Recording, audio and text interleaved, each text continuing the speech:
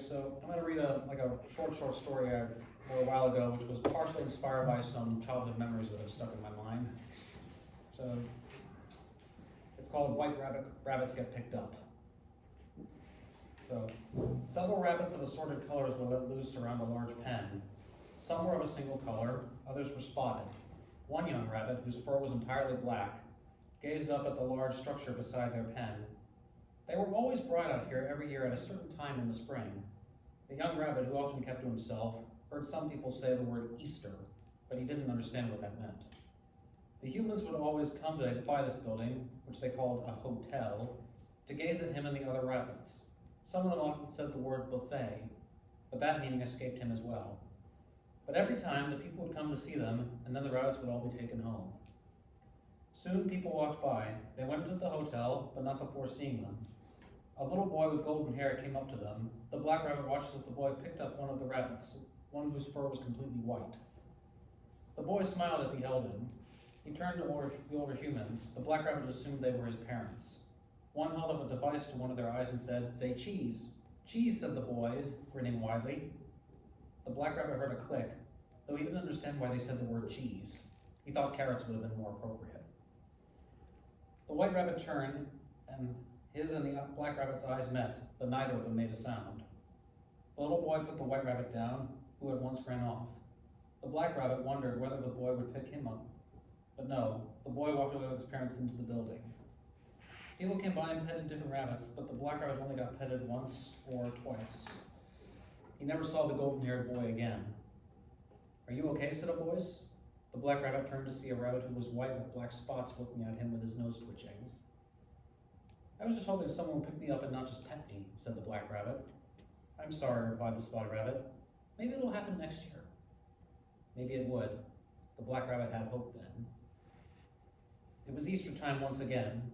The rabbits were once more brought to the same building. The black rabbit wondered whether the boy would come back. Sure enough, there he was with his sunshine gold hair and his wide smile. When the boy saw the rabbits, he eagerly smiled. He came over. The black rabbit waited patiently. His nose twitched and his ears too. But instead, the boy went straight for another rabbit, the white one. He couldn't believe it. The white rabbit always got picked up. Why? Did little boys simply prefer white rabbits? The black rabbit watched as the boy was photographed with the white rabbit again like last year. It wasn't fair. Why did white rabbits get picked up? Why couldn't he, a black one, get picked up sometimes? Before long, the boy put the white rabbit down and went into the hotel with his parents and two other adults, a male and a female. The black rabbit didn't care to watch them leave. He seethed quietly. "I'm glad that's over," said a voice. The black rabbit turned and saw the white one come over near him. "I bet you had fun," the black rabbit snapped. The white rabbit stopped. "What are you talking about? That little boy always picks you up when he shows up. He would never even glance at me. Consider yourself lucky then." "I don't. I wish I were white like you, and maybe I'd get picked up by that little boy."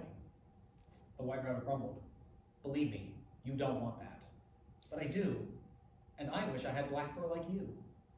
The black rabbit couldn't believe his ears, one of which twitched. "You do?" "Of course.